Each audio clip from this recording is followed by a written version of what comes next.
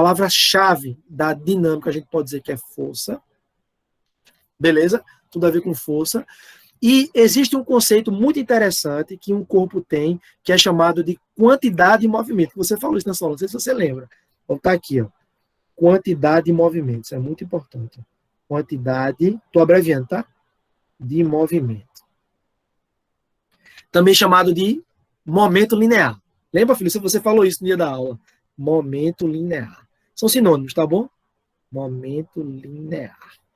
Uma grandeza que expressa a quantidade de movimento de um corpo em certo instante.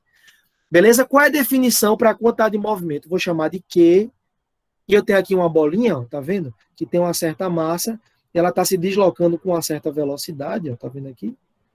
Velocidade da grandeza vetorial, por isso que eu botei essa setinha em cima do V. Está se movimentando para a direita com uma certa velocidade. Essa massinha aí, tá bom? Então ela tem uma quantidade de movimento. Ela está se movimentando? Então ela tem uma quantidade de movimento.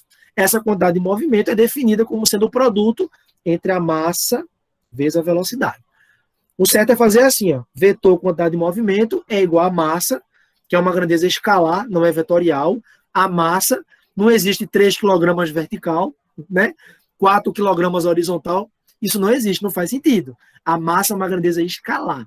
Por isso que eu não boto setinha em cima dela. E a velocidade é a grandeza vetorial. Eu tenho que dizer para onde o corpo está indo. Está indo para cima, está indo para baixo, está indo para a direita, para a esquerda. Isso é uma grandeza vetorial. Então eu boto a setinha aqui em cima. Então isso aqui, ó, é a quantidade de movimento do corpo. É o produto da massa pela velocidade. Se eu estiver preocupado só com a intensidade, só com o módulo, aí eu tiro a setinha de cima. Eu escrevo só assim, ó. Quantidade de movimento do corpo, M vezes E. Isso é um módulo. É o valor, é a intensidade, é a magnitude. Isso é tudo sinônimo, tá bom? Então, todo corpo em movimento tem uma quantidade de movimento, também chamado de momento linear. Beleza até aí? Sander, você quer perguntar alguma coisa? Até aí eu estou sendo claro? Eu estou finalizando, viu? Não, professor, pode prosseguir. Que massa. Então, todo corpo tem uma quantidade de movimento. Deixa eu te fazer uma perguntinha, Sander. Ó, uma perguntinha. Quem tem maior quantidade de movimento? Quem tem maior momento linear? Uma formiga ou um elefante? Responda com as suas palavras. Depende da carreira que o sujeito tiver, né? Se o elefante estiver parado e a formiga estiver andando. Se o quê, filho? Se o elefante estiver parado e a formiga estiver andando, a formiga tem mais. Tem mais o quê? Mais massa? Quantidade de movimento. Isso, muito bem, é bom entender isso. Filho, você está de parabéns, perfeito, viu? Parabéns mesmo. É claro que a massa do elefante é maior que a massa da formiga. Com certeza, tem massa maior, né? Tem mais quantidade de matéria. Massa teve uma quantidade de matéria, mas a quantidade, se o elefante estiver parado, a velocidade dele vai ser zero, a quantidade de movimento dele vai ser zero. Concorda, filho? Como você falou. E se a formiga estiver em movimento, mesmo com uma massa muito menor que a do elefante, ela vai ter uma quantidade de movimento maior que a do elefante, porque ela vai ter uma velocidade e o elefante não tem. Concorda, filho? Então você está certo, a quantidade de movimento da formiga, supondo o elefante parado, a formiga vai ter um momento linear, uma quantidade de movimento maior. Fechou? Parabéns que você disse aí, viu? Aí vem a dinâmica com o conceito da força de Isaac Newton. O que é a força? A força, ela provoca o que no corpo? Me diga aí, por favor. Se eu aplicar uma força no corpo, uma força resultante diferente de zero, uma força resultante que existe, tá? Essa força vai provocar o que no corpo, Alexandre? Uma mudança de quê? De aceleração. Veja, eu não posso afirmar que ela provoca uma mudança de aceleração. Eu posso afirmar que a força provoca uma aceleração. Cuidado. Sendo mais específico, se eu colocar uma força no corpo, ela vai provocar uma mudança, olha aí, ó, na quantidade de movimento do corpo, aqui, ó. Na quantidade de movimento do corpo. A força, ela não modifica a massa, não. A força, o que eu estou falando é muito conceitual, vê se tu entende, filho. A força, ela não provoca mudança na massa.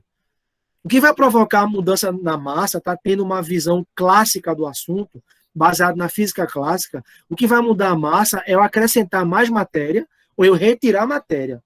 Aí, isso altera a quantidade de movimento do corpo em termos de massa. Mas eu estou supondo que a massa do corpo é constante, ela não muda. A minha massa é a mesma, aqui na Terra ou na Lua. A massa é a mesma, beleza? Massa não muda. Mas, para eu mudar a minha quantidade de movimento, eu aplico força. Então, quantidade de movimento não é o produto entre a massa e a velocidade do corpo. Então, para eu mudar a quantidade de movimento do corpo, eu preciso mudar a velocidade dele. Que isso fique claro. Então, a força, ela provoca a mudança na quantidade de movimento do corpo.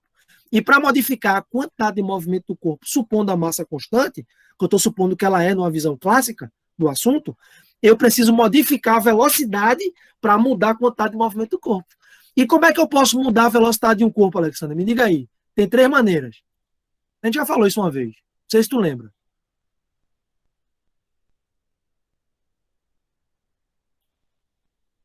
Como é que eu posso modificar a velocidade de um corpo?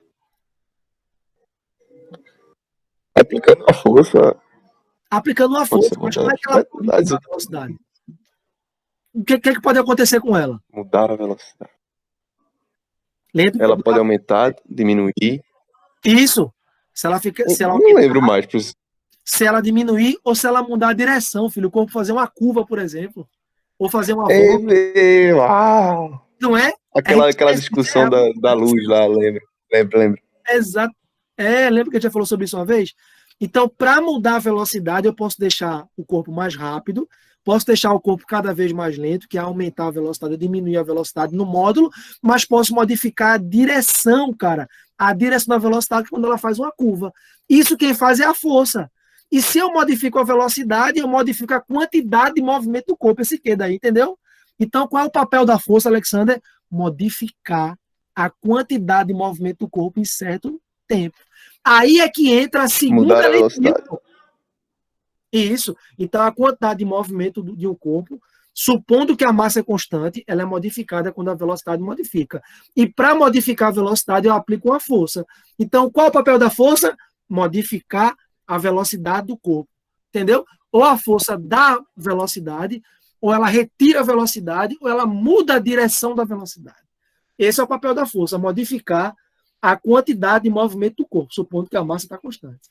Entendeu até aí, filho? Joia? Sim, senhor. Pronto. Aí, para finalizar, basicamente é isso. Ó. Qual o papel da força resultante? A força resultante modifica a quantidade do movimento do corpo em certo tempo. A modificação da quantidade de movimento é delta, né? Delta quer dizer variação.